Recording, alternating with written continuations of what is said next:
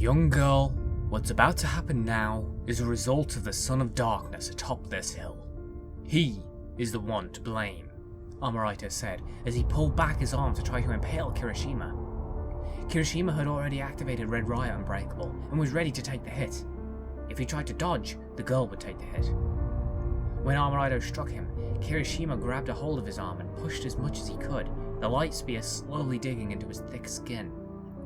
His feet dug into the ground as he started to get pushed backwards, almost effortlessly. Amaraito wasn't even putting much effort into his pressuring attack, he was letting the light do all the work, similar to how Kirakiri did against me.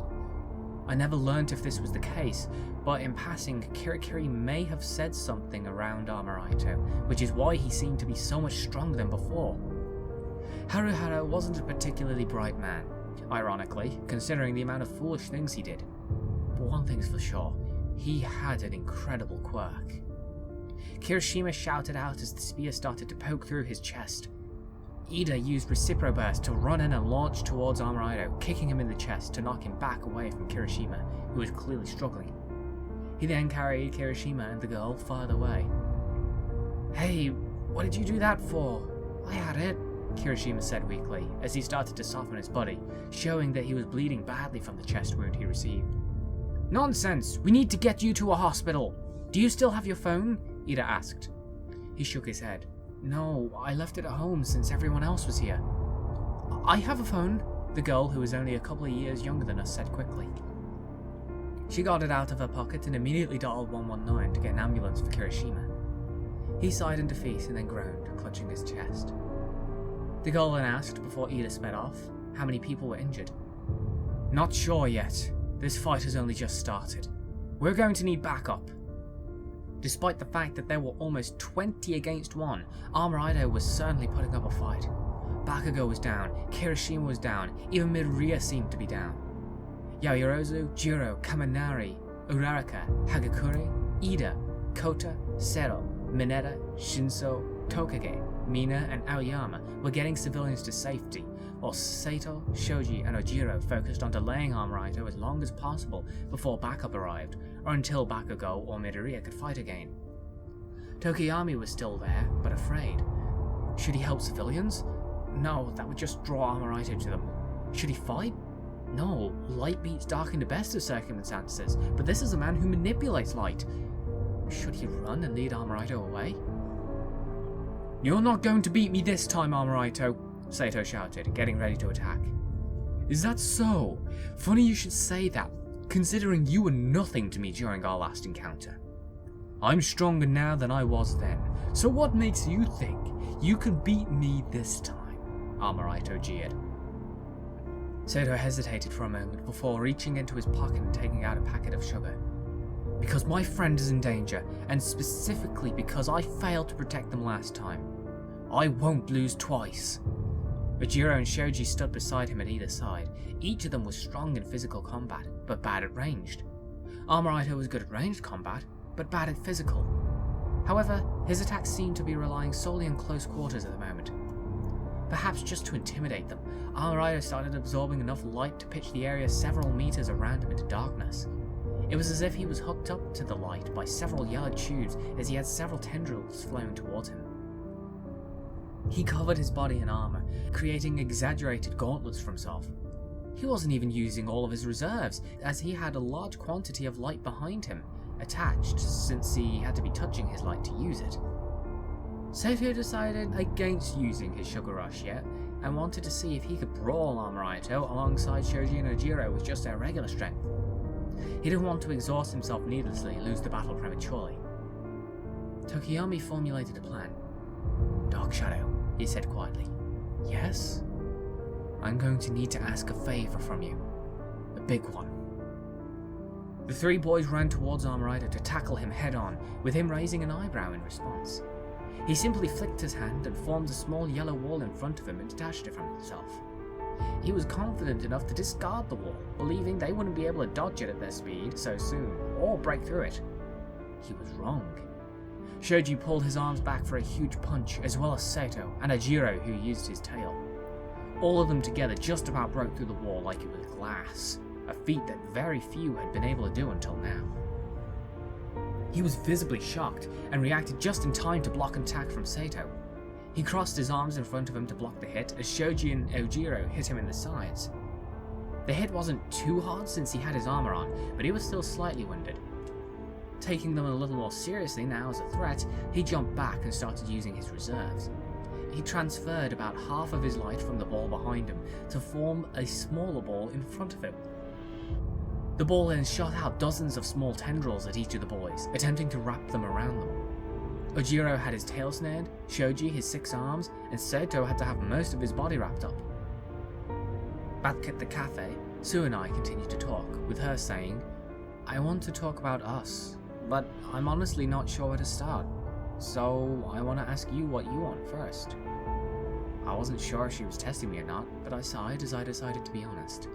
"So, I'm gonna come off as clingy, but I really truly love you with all my heart.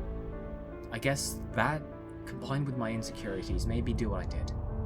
Sato, Shoji and Ojiro struggled against the tendrils as they lifted them into the air. But I'm not condoning what I did.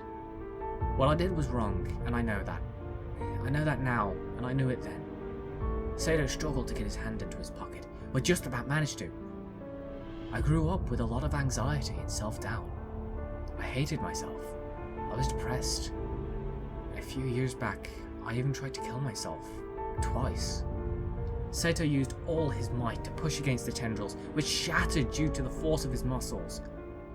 When I started attending UA, though, every moment I was with you, I just felt all those problems melt away. Sato wasted no time and tore the packet open, downing the whole packet immediately. But when I started running into all these villains, it stressed me out big time. And there was the whole lizard thing too. Sato felt his body grow as he activated Sugar Rush, quickly running to his friends and breaking them free. It really freaked me out. I had people who wanted to kill me, but I didn't even know who I was or what I truly wanted to do. Sato rescued his friends before being punched by Amaraito, sending him tumbling across the floor, seemingly without much effort from Amaraito. But there was one thing I knew I had to do, no matter what, and that was to keep you safe at all costs. Sato got up and charged at Amaraito, shouting. Amaraito clashed with him in hand-to-hand combat, again expecting to have decimated Sato, but Sato was angry. And with all the negativity in my mind telling me that I was too weak to protect you and everyone else, I ultimately decided to take what looked like the easy way out, the path of a villain. Sato pushed against Amaraito, even attempting to pick him up. Amaraito then sent 2 light tentacles under the ground and up under Sato's feet, grabbing his ankles and pulling him down. I walked along Shigaraki, freaking Shigaraki. I felt sick to my stomach because I knew that it was wrong, even showing my face around the league, but I still did it because I stupidly thought it was what I had to do. Sato started sinking into the floor as Amaraito grabbed his neck. He grinned at Sato and squeezed. But I seemed to just forget that I always had the option of just talking to you all. I just felt that I had to do it myself and that I shouldn't drag any of you into it. My dad died because of me not being able to stop them, and I hadn't even gotten them involved. What could have happened if I got you involved? Hell, look, UA was destroyed. As Sato started choking, Shoji and Ojiro got up to rescue him, but were grabbed by 2 more tentacles which wrapped around their necks and squeezed. People died because I made all the wrong choices. I should have trusted everyone just a little bit more. If I did, maybe I'd be able to see their faces again. As they were beginning to black out, a shadowy figure ran behind Amaraito and pulled back a punch. Tokoyami, using Black Ankh, hit Amaraito square in the back, causing him to let go of the 3 boys. But now I've learned to trust my friends more and actually tell them how I feel. And having this time to think, although it hasn't really changed how I feel, has allowed me to see what it is that I really need to do. Tokoyami jumped back to avoid Amaraito's next attack and used Black Fallen Angel to fly up into the air before using Black Ant Sabbath on Amaraito. As much as I care about you all, what matters is that I take the right approach. I need to grow alongside you all, not against you. Tokoyami and Dark Shadow cried out in pain in unison as he touched Amaraito's light armor, but smashed the armor at the same time, leaving shards of dissipating light on the floor. It still keeps me up at night, I did. It's something that'll likely haunt me for the rest of my life. I made a mistake, and I know I keep saying it, but I don't expect anyone to forgive me. Amaraito was utterly furious and started using his reserves to push himself away from Tokoyami, confused as to why his armor didn't stop Tokoyami from attacking him. He then started taking even more light from the area, pitching them all into darkness. He had never taken as much light before as he was now. But it doesn't stop me feeling the way I feel about you. Sue, I love you with all my heart. You're everything to me. I don't care what I end up doing now, whether it's being a hero or whether I'm stacking shelves in a supermarket. As long as I'm able to see your face every day, I'm happy. The darkness was now consuming most of the park as Amaraito started powering up something huge around him. It was starting to get difficult to see him now as he was completely enveloped by yellow. Sue started to tear up a little, smiling at me. Alex, I don't know what to say. Sue was about to figure out what it was she had to say when I got a text. She seemed to be thinking as she was staring off behind. Several police cars drove by. I checked my phone discreetly, seeing a text from Kaminari. OMG, Alex, get over here! The crazy light guy is going to kill us! The colour drained from my face as I read the text, and I looked up at Sue, who was also staring at something behind me in fear and shock. I turned around and saw the park in complete darkness, and huge waves of light flowing towards one single source that we couldn't quite see from where we are. I have to help them, I said. Sue snapped out of it long enough to simply nod and say, Go. Considering the utter darkness they'd been pitched into, Tokoyami was able to use his ace in the hole, his super move, Ragnarok. Dark Shadow went rampant and went for the kill against Amaraito. Amaraito formed a huge net in front of him, casting it over Tokoyami, which burned Dark Shadow badly. Hearing his cries, Midoriya used his remaining strength to use Black Whip one more time. He shot out the whip at the net, pulling it back off of Tokoyami, allowing him to escape. Midoriya was crying out in pain, but grunted when Amaraito used a light-enhanced kick to send him away.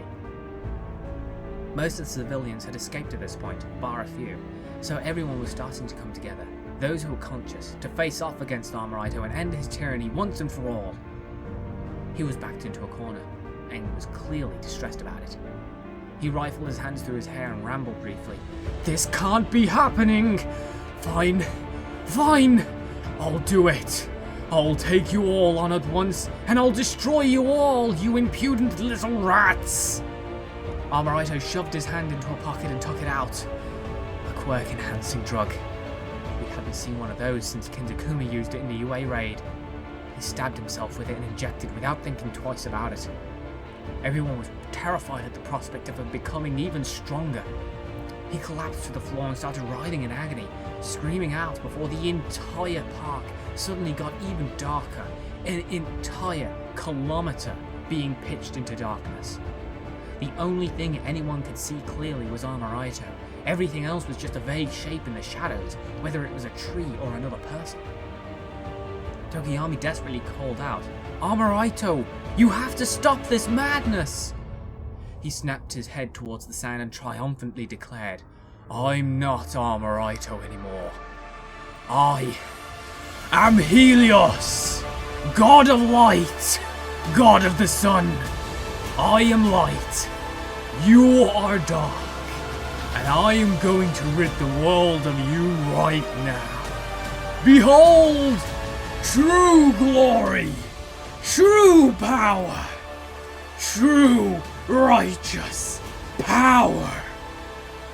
Amaraito looked up towards the sun and dramatically stretched his hand up towards it, and what we all saw next shocked us to our very cores. A power unlike anything we'd ever seen before, something that would have had All For One quivering in his boots. A beam of light coming directly from the sun itself started making its way towards Earth, just a little larger than Amaraito himself. Police arrived just at that moment and started firing their weapons at him after shouting to stand down.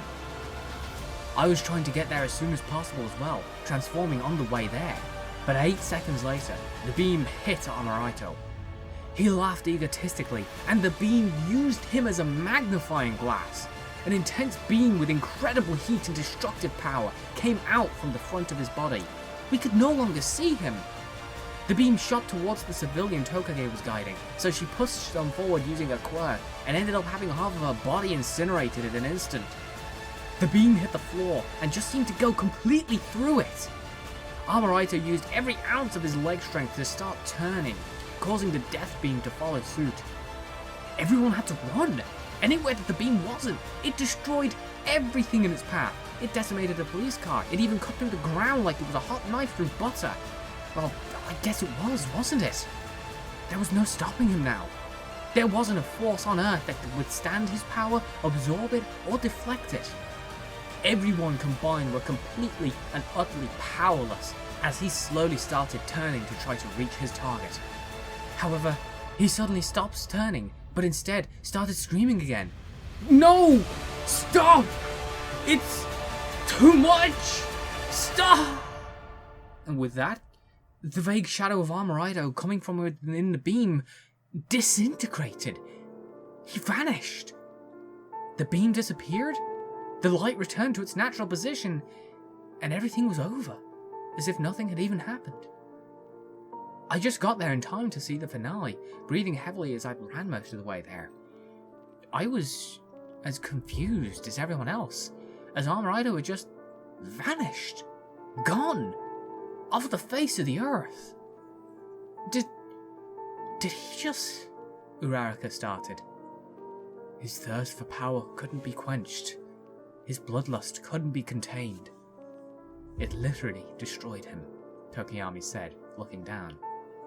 Dark Shadow, exhausted and battered, retreated within Tokoyami. He patted his body. Rest well, my friend. Ironically, despite the fact that not a single hero or villain had the power to stop him, he ended up being too strong for his own good. His body wasn't able to withhold the power he'd summoned by using the enhancing drug. He burned himself to a crisp. Not even a fleck of ash was left of him. Just a crater where he once was. The so-called God of Light was killed by the very thing he controlled.